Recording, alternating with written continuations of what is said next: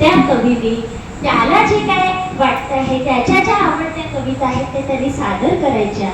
त्याच्यावर अगदी प्रत्येकाने उपस्थितांनी त्याच्यावर आपल्या प्रतिक्रिया द्यायच्या आणि यांनी सांगितलंच अतिशय स्पष्टपणे आपल्याला जे वाटतंय ते अतिशय स्पष्टपणे त्या प्रतिक्रिया द्यायच्या आणि सगळ्यांनी खुल्या दिलाने ते मान्य पण केलेलं होतं. हे अतिशय महत्वाचं आहे. परंतु हा कार्यक्रम राबवत असताना किंवा हा उपक्रम, सॉरी मी कार्यक्रम म्हणणार नाही, कारण कार्यक्रम आणि उपक्रम याच्यामध्ये फरक असतो. एक बार परिवार हा उपक्रम होता, कार्यक्रम नाही.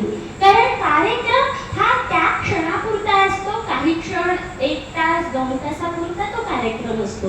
पण उपक्रम म्हणून जेव्हा आम्ही कविवारला स्वीकारलं त्याच्यामध्ये ते सातत्य होतं. ते सातत्य फक्त इथे येऊन व्यक्त होण्याचं नव्हतं, ती विचार प्रक्रिया सुरू राहायची.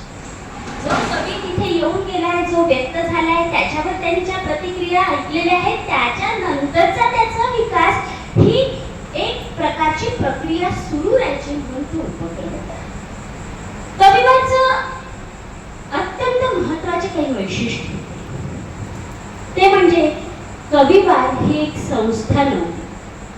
म्हणजे आम्ही तिला संस्था होऊ दिलं नाही. कारण जेव्हा एखादी संस्था निर्माण होते ना, तेव्हा त्या संस्थेबद्दलचे हितसंबंध निर्माण होतात. मग ते प्रत्येकाच्या मनात असतात. मग ते साहित्य संस्थेबाबतही आहे. ज्या ज्या साहित्य संस्था असतात त्यांचे हितसंबंध, त्यांची लोक, असं एक तिथे सुरू होतं. म्हणून आम्ही त्याला संस्था होऊ दिलं नाही. दुसरी गोष्ट अशी की कोणत्याही बॅनर खाली कविवार घेतला नाही. बॅनर म्हणजे कोणत्या एखाद्या विशिष्ट, जसं त्यावेळेस तुम्ही आपली विदर्भ साहित्य संघामध्ये कार्यकारिणीमध्ये होते, तर विदर्भ साहित्य संघ गोंडवन शाखेतर्फे मी सहज घेऊ शकले असते. पण नाही, आम्ही ठरवलं होतं की कोणत्याही बॅनर खाली ते घ्यायचं नाही. त्याच्यामुळे सगळ्याच बॅनरचे लोक तिथे येतात. सगळ्याच संस्था, आम्ही सगळ्या संस्था ज्या आहेत साहित्य विषयी काम करणाऱ्या, त्या सगळ्या साहित्य विषयी काम करणाऱ्या संस्था, त्याच्यातले लेखक, त्याच्यातले कवी यांना आम्ही आवाहन केलं की तुम्ही या. कारण इथे काही बॅनर नाही, इथे कोणती संस्था नाही. आणि त्याच्यामुळे विखळ कवितेवर प्रेम करणारे जे लोक होते ते त्या ठिकाणी एकत्र आलं आणि त्यांचं एक वेगळं कुटुंब कसं बनतं हे आम्हाला खरंच कळलं नाही. म्हणजे आजही आम्ही ते सगळं मिस करतो, एकमेकांना मिस करतो, कारण त्याच्यामध्ये कौटुंबिक भावना निर्माण झाली. हे सगळं करत असताना ना वेगवेगळे प्रयोग पण आले. मला खूप महत्त्वाचे वाटतात साहित्यिक दृष्टीने ते. जसं मी तुम्हाला सांगितलं की त्याचं स्वरूप जे होतं की ते अर्धा तास बोलायचं. प्रत्येक, जसं चांदाने सांगितलं सीझन, तसं प्रत्येक सीझन मध्ये ना आम्ही एक वेगळा प्रयोग केला सादरीकरणाचा. अगदी सुरुवात जी होती ना त्याच्यामध्ये पहिल्यांदा 5 मिनिटं तो कवी स्वतःबद्दल बोलायचा, स्वतःची ओळख करून द्यायचा, स्वतःबद्दल आपल्या कवितेबद्दल बोलायचा. मग अर्धा तास त्याच्या कविता सादर व्हायच्या. त्याच्यानंतर प्रत्येक जण त्याच्यावर प्रतिक्रिया द्यायचे आणि नामवंत कवीची कविता आम्ही सगळे शेवटी सादर करायचो. ती प्रत्येक वेळेस होती. ही परंपरा, काव्याची परंपरा कशी आली आहे हे सगळ्यांना कळावं म्हणून नामवंत कवीची कविता. जेव्हा दुसऱ्या याच्यामध्ये आलो तेव्हा आम्ही असं ठरलं की पहिल्यांदा त्या कवीची कोणीतरी मुलाखत घेईल. 10 मिनिटं वगैरे त्या कवीची मुलाखत होईल. त्याच्यानंतर त्या कविता सादर करेल अर्धा तास, त्याच्यानंतर प्रतिक्रिया, त्याच्यानंतर पुन्हा कविता सादर करेल. त्याच्यानंतर आपलं असं दिसेल की कोणीतरी दुसरा, नंतरच्या सीझन मध्ये कोणीतरी दुसरा त्या कवीबद्दल बोलायचं. 5 मिनिटं सुरुवात करून द्यायचं, त्याची ओळख, त्याच्या कवितेबद्दल 5 मिनिटं बोलून, मग त्याच्या अर्ध्या तासाच्या कविता, मग पुन्हा प्रतिक्रिया. आणि नंतर आम्ही असा पण प्रयोग केला की त्या दिवशी त्या क्षणी जेवढे कवी उपस्थित आहेत त्या सगळ्या कवींमधून एकाला अध्यक्ष करायचं आणि कवी संमेलन करायचं. अतिशय सुंदर असे हे वेगवेगळे प्रयोग होते. म्हणजे पहिला प्रयोग मी तुम्हाला जे म्हटलं की तो कवी स्वतःबद्दल बोलत होता ना, तेव्हा कविता सादरी करण्याच्या अगोदर त्याच्या स्वतःच्या कवितेचं काय आकलन आहे ते कळत होतं ना. दुसऱ्यांदा जेव्हा आम्ही मुलाखत घेतली त्याच्यामध्ये आम्ही त्या कवीला बोलते करत होतो आणि मुलाखतही कशी घ्यायची याचे कौशल्य आपोआपच तिथे कोणाला लागत होतं, कळत होतं.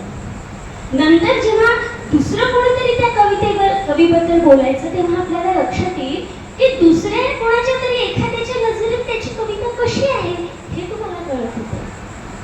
आणि कवी संमेलनाचा अध्यक्ष होणे हे काय असतं आणि त्या अध्यक्षाला कशी भूमिका वठवावी लागते की आपल्या या तेव्हा जर 10 कवी असेल तर त्या 10 कवींनी वेगवेगळ्या कविता ज्या सादर केल्या त्या बघणे, त्या ऐकणे, त्याचं आकलन, नंतर त्याच्यावर बोलणे ही अतिशय महत्वाची अशी भूमिका आणि कवितेच्या क्षेत्रातली ती पण पार पाडल्या जायची. हे अतिशय महत्वाच्या अशा काही गोष्टी तिथे झाल्या आणि त्याचा आम्हाला सगळ्यांना खूप फायदा झाला. म्हणजे आमच्या सगळ्या कवींमध्ये जो काही विकास झाला तो तर वर्षाताईंनी मांडलेलाच आहे. एका रसिकाच्या दृष्टीने त्यांनी तो बघितलाय. कविवाचं अतिशय महत्वाचं मला जर काही वाटत असेल ना तर तो एक मोठा सांघिक प्रयोग होता असं मला वाटतं. आणि संघशक्ती ही फार मोठी असते. दुसऱ्या संघशक्ती ही फार मोठी असते. याच्यामध्ये तुम्हाला असं लक्षात येईल की सर्व समावेशकता ही आमची अतिशय महत्वाची. म्हणजे कविवार मध्ये चंद्रपुरातल्या विविध संस्थांमध्ये काम असलेले कवी, लेखक, विविध विचारांचे, विविध विचारधारेचे कवी, लेखक हे सगळे सामील झाले. त्यांना तेवढा कुठेतरी विश्वास होता की माझ्या पण विचारांना इथे स्थान आहे. म्हणून सर्वसमावेशकता, सर्वांचं हित सांभाळणे हे काम कविवारने केलं.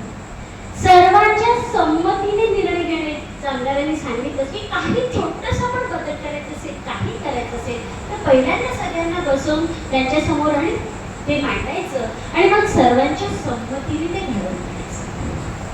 सर्वांच्या विचारांना मुक्त वाव होता.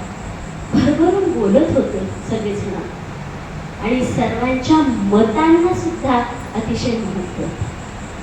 याच्यामध्ये जी संघशक्ती होती, एक असा प्रयोग आपल्या चंद्रपुरामध्ये झाला की ज्याच्यामध्ये सगळ्यांनी एकत्र येऊन, वेगवेगळ्या ह्याच्यातल्या लोकांनी एकत्र येऊन त्या संघशक्तीद्वारे एक मोठा उपक्रम आणि त्याचं एक कुटुंब बनलं. खरंच सांगते की महाराष्ट्रामध्ये ना असा प्रयोग पहिल्यांदाच झालेला आहे. आणि मग नंतर अनेक गावांमध्ये, अनेक शहरांमध्ये असे प्रयोग झाले, असे कार्यक्रम झाले. हे नंतर आम्हाला कळत गेलं. पण पहिला आमचा कविवार आहे की ज्यांनी इथे तर कविवारने आणखी खूप काही गोष्टी अशा खूप छान की कविवार मध्ये एक प्रकाशनही झालं. गोपाल भाऊंच्या पुस्तकाचं प्रकाशन झालं. कविवार पर्यटनही झालं. कविवारची आमची टीम पण पर्यटन म्हणजे फक्त सहल नाही. तिथे जाऊन आम्ही कवी संमेलन आणि आमच्या कवितेवरचं प्रेम आम्ही व्यक्त केलेलं आहे. म्हणजे तेही झालेलं आहे, पर्यटनही झालंय. फक्त एक गोष्ट राहून गेली की पुन्हा पुढे कशी होते बघू. ते म्हणजे प्रातिनिधिक कवितांचा संग्रह आम्हाला काढायचा होता कविवारचा, पण तो राहून गेला. ती आमची एक इच्छा आहे, पण पुन्हा पुढे तो निश्चित होईल. अशा वेगवेगळ्या याच्यातून कविवार गेलेला आहे. आताच खूप छान सांगितलं की या सगळ्या विकासामध्ये अनेक आम्हाला खूप छान छान अनुभव पण आहे. खरंच छान किस्सा सांगते. म्हणजे जबाबदाराने म्हटल्यानंतर आणि वर्षाताईंनी म्हटल्यानंतर मला तो आठवला की मी म्हटलं की अध्यक्ष व्हायचं आणि कवी संमेलन घ्यायचं असं असायचा कार्यक्रम. तर आपल्या मराठी साहित्यामध्ये वाङ्मय चौर्य जे होतं तो एक इतका भयानक प्रकार आहे. त्याचे खूप छान उदाहरण मी तुम्हाला सांगितले आणि प्रत्यक्ष अनुभवलेलं. एक कवी संमेलन, एक आम्ही 10-15 कवी असू, त्या कवी संमेलनाचे अध्यक्ष मी होते आणि मग एक जण आम्ही सगळेजण हे लोक कविता सादर करत होते. मी म्हणत होते या कविवारमध्ये अनेक आजूबाजूच्या छोट्या छोट्या गावातले पण कवी यायचे, सामील व्हायचे. तर एक कुठल्या तरी शेजारच्या गावातला एक कवी आलेला होता आणि त्याची विशेष ओळख नव्हती आणि त्याने आपली कविता सादर करायला सुरुवात केली. त्याने जशी कविता सादर करायला सुरुवात केली मी एकदम चटकून त्याच्याकडे बघितलं. आत्मविश्वास आम्ही कोण म्हणून आत्मविश्वास एवढा की चालला पुन्हा समोर. त्याच्या 2-3 ओळी मी ऐकल्या आणि त्याला थांबवलं. थांब म्हटलं ही कविता तुझी नाही. नाही म्हणे माझीच कविता आहे म्हणे. म्हटलं बिलकुल नाही ही कविता तुझी नाही. मानायला तयार नाही तो माणूस. नाही म्हणे माझीच कविता आहे म्हणे. मी म्हटलं ही कविता तुझी 100% नाही कारण ही कविता माझी आहे. सगळ्यांना माहितीये तरी मानायला तयार नव्हता. शेवटी 2001 मध्ये जो माझा शलाका हा कविता संग्रह प्रकाशित झाला आहे त्याच्यातली या पेजवरची ती कविता आहे. साक्षीदारासारखे सगळ्यांनी त्याला दाखवून दिलं तेव्हा तो वरमला आणि त्याने माफी मागितली आणि मग आम्ही सगळ्यांनीच या सगळ्या याच्यावर त्याला भरपूर